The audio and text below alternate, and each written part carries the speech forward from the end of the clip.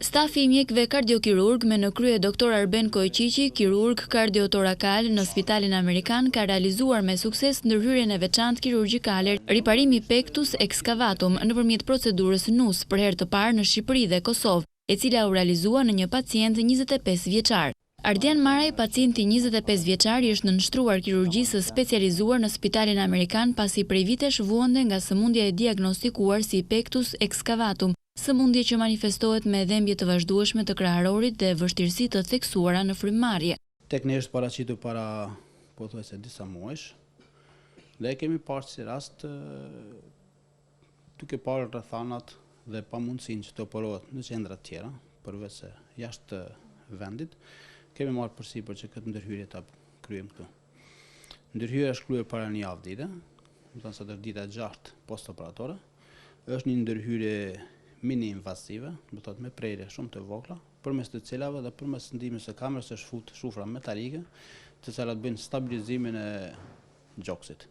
Shufrat mund të vendosen 1 ose 2 shufra metalike në distanca të ndryshme në mes të brinjve. Këtu kemi vendosur vetëm një shufër sepse me këtë edhe korrekti reparimi i defektit u bë shumë i kënaqshëm dhe vendosja e shufrës së dytë nuk ishte e nevojshme.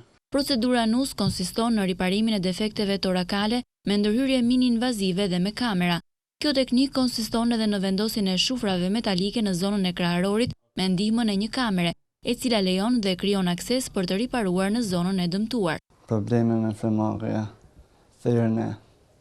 Kam qenë edhe spital në Kosovë, një shtrim për zemrës, edhe tani e marr këtu.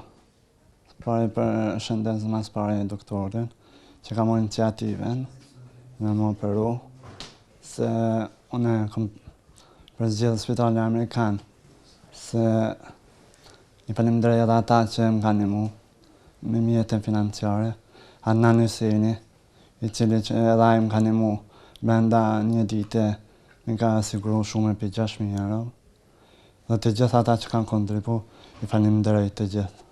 Kjo ndërhyrje specifike është realizuar nga kontributi dhe mbështetja e Ministrisë së Shëndetësisë së Kosovës, si dhe donacionet e qytetarëve kosovar të sensibilizuar dhe njohur me rastin i cili u bë publik pak kohë më parë në media dhe në rrjetet sociale.